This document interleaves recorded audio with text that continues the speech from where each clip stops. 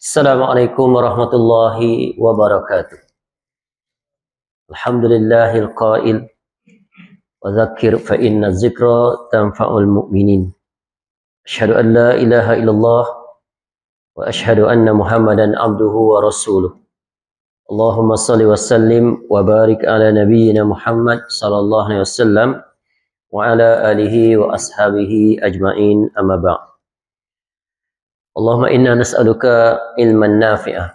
Ya Allah, kami memohon kepada Engkau ilmu yang bermanfaat, wa rizqan thayyibah, dan rezeki yang baik, wa amalan mutaqabbala, dan amal yang diterima. Yang saya hormati tuan rumah sekeluarga, para imam, para asatizah, tuan-tuan dan puan-puan, rahimakumullah jami'an. Alhamdulillah, kita masih dapat bertemu dan bersama lagi pada malam ini. InsyaAllah kali ini kita akan dengar pula sebuah hadis Nabi sallallahu alaihi wasallam yang daripada hadis ini diberikan tajuk iaitu meraih kemanisan iman. Iaitu hadis di mana Nabi sallallahu alaihi wasallam bersabda, "Salasatun man kunna fihi wajada bihinna halawatal iman."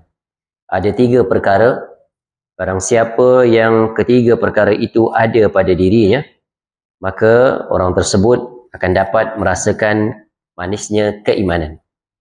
Yang pertama, an yakuna Allah wa rasuluhu ahabba ilaihi mimma siwahuma. Iaitu barang siapa yang Allah dan Rasulnya lebih dia cintai daripada selain keduanya. Kemudian yang kedua, wa an yuhibbal mar'a la yuhibbuhu illa Allah. Apabila ia menyintai seseorang, ia hanya menyintainya kerana Allah Subhanahu wa taala. Dan yang ketiga, wa an yakraha an ya'uda fil kufri ba'da an anqazahu Allahu minhu kama yakrahu an yaqzafa finnar. Iaitu ia benci untuk kembali kepada kekufuran setelah Allah menyelamatkannya, sebagaimana ia benci untuk dilemparkan ke dalam neraka. Jadi seseorang itu di antara tanda-tanda dia meraih kemanisan, lazatnya keimanan. Dan lazatnya keimanan ini dapat dirasakan dengan dimudahkan dia untuk melakukan pelbagai ketaatan pada Allah. Contoh, kita baru selesai solat witir. Bermula dengan solat isyak, diikuti dengan solat tarawih, ditutup dengan solat witir. Kita boleh lihat, cek, semak, ya, cek iman. Kalau kesihatan, medical check up, yakni iman check up. Adakah kita masih bersemangat? Adakah kita masih bersungguh-sungguh? Adakah kita merasakan betapa ketika kita berdiri di dalam solat, kita merasa dekatnya kita dengan Allah? Kita sendirilah yang boleh menentukannya dan menilaikan tahap manakah keimanan. Dan nikmat yang paling besar adalah apabila kita merasakan nikmat, merasa lazat dalam melakukan ketaatan. Jadi tiga jalan ini barang siapa yang memilikinya, maka dia telah meraih nikmatnya, manisnya iman. Yang tentunya yang pertama iaitu menjadikan Allah dan Rasul lebih dia cintai daripada segala-galanya. Maknanya dia berusaha untuk menunaikan apa saja yang Allah telah tetap baginya, maka dia berusaha untuk melakukannya dengan cara yang terbaik. Dan yang kedua, yang ini yang saya akan perincikan, iaitu apabila ia menyintai seseorang, ia hanya menyintainya kerana Allah. Dan ini merupakan salah satu daripada fondasi ataupun foundation, bedrock, iaitu kekuatan umat Islam, ya, di mana terbinanya, kukuhnya kesatuan dan persatuan di atas nama Al-Jamaah kaum muslimin, iaitu apabila adanya elemen yang paling penting, salah satunya iaitu saling cinta menyintai, saling sayang menyayangi. Sayang menyayangi, cinta mencintai ini, dia adalah ikatan yang paling kuat bila diikat dengan keimanan. Ya, bukan diikat disebabkan ada hubungan kekeluargaan dan sebagainya. Ikatan itulah yang lebih kukuh sebab dia mengikat seluruh umat Islam yang bertauhid. Dan Nabi sallallahu alaihi wasallam telah mengajar kita, memberikan panduan bagaimana untuk kita mewujudkan kasih sayang dan kecintaan sesama kaum muslimin. Kerana perkara ini jika tidak dijaga, maka akan wujudlah lawan daripadanya, iaitu saling benci membenci, dendam mendendam, saling jatuh menjatuhkan, ya, saling berburuk sangka, berprasangka, berpandangan sinis, dan ya, bercerai-berainya ikatan hati. Dan ini akan membawa kebinasaan kepada jamaah kaum muslimin. Dan ini akan memberikan ruang pada musuh-musuh untuk menguasai dan menjatuhkan umat Islam. Jadi Nabi SAW bagi kaedah, solusi untuk mengukuhkan kekuatan umat Islam, mesti perkara ini diwujudkan. Ya, tanpa mengira siapakah dia, warna kulit, bahasa, kedudukan, darjat, pangkat, siapa pun dia, semuanya diikat dengan ikatan iman yang manifestasinya dicontohkan, dibuktikan dengan adanya ikatan kasih sayang dan saling cinta menyintai.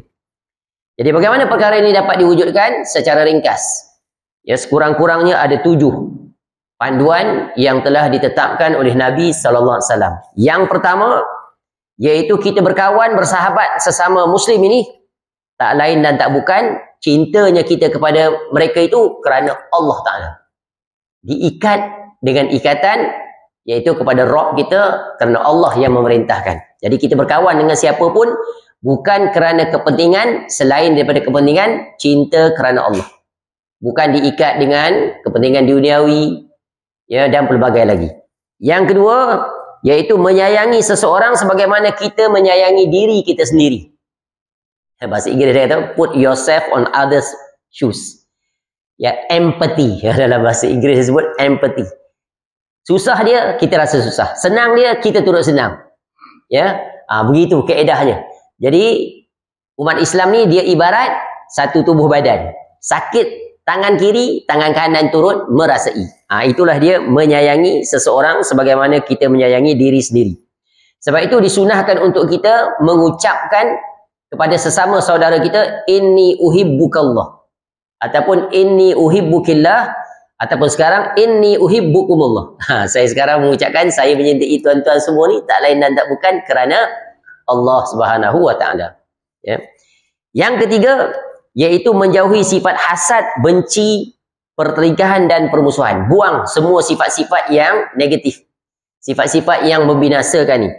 Ya, maka hendaklah kita wujudkan, iaitu kebersihan jiwa, memandang saudara kita dengan pandangan yang memuliakan, pandangan yang menghormati, tanpa mengira latar belakang seseorang tersebut.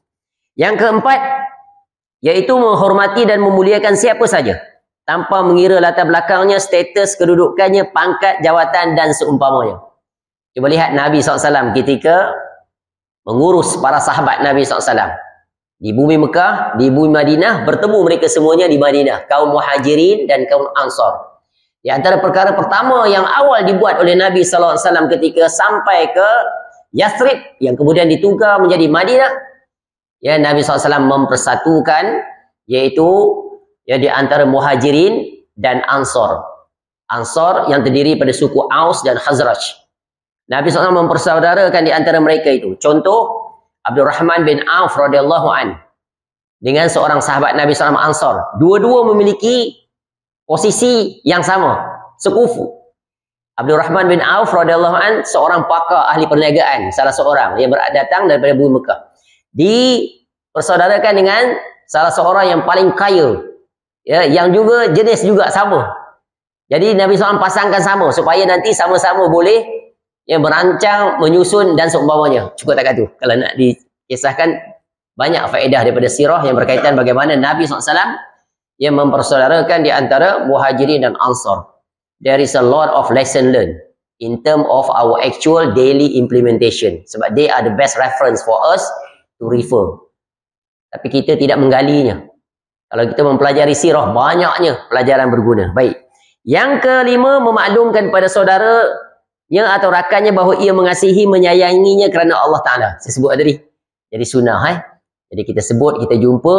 Kalau tak ngerti nak cakap bahasa Arab, aku menyintaimu, kita berkawan ni, bertemu, walaupun baru, tak lain dan tak bukan kerana Allah. Macam kita lah semua datang ke sini. Dari berbagai tempat. Betul kan? Untuk sama-sama solat berjamaah, supaya kita dapat berjalan di atas sunnah Nabi SAW. Nikmat. Kerana apa? Kita berjalan. Walaupun gharib, qalil, sedikit. Tapi, ya, kita merasai nikmat dalam beribadah. Kerana kita berusaha untuk ikut cara Nabi SAW dalam menegakkan solat pada bulan Ramadan. Yang keenam, Iaitu sentiasa berwajah ceria, ramah dan sering mengucapkan salam yang tulus dan ikhlas daripada lubuk hati yang dalam. Ya, kita sampai saat ini berapa orang sudah kita berbicara? Ke orang itu-itu saja yang kita berbicara. So kita kena meluaskan rangkaian, bertemu dengan pelbagai yang datang ke sini, bertanya khabar, bertanya nama, ya. Terkadang tanya sampai 5 kali tak ingat-ingat. Ya, nak buat macam mana tapi tanya juga. Ya, bila kita kenal, insya-Allah akan lebih dekat. Dan yang terakhir, yang ketujuh, sentiasa memohon doa kepada Allah Taala agar dikurniakan sifat penyayang dan dapat mempraktikkannya dalam kehidupan keseharian. Dan saya tutup dengan hadis Nabi SAW tentang sifat kasih sayang rahmat ini.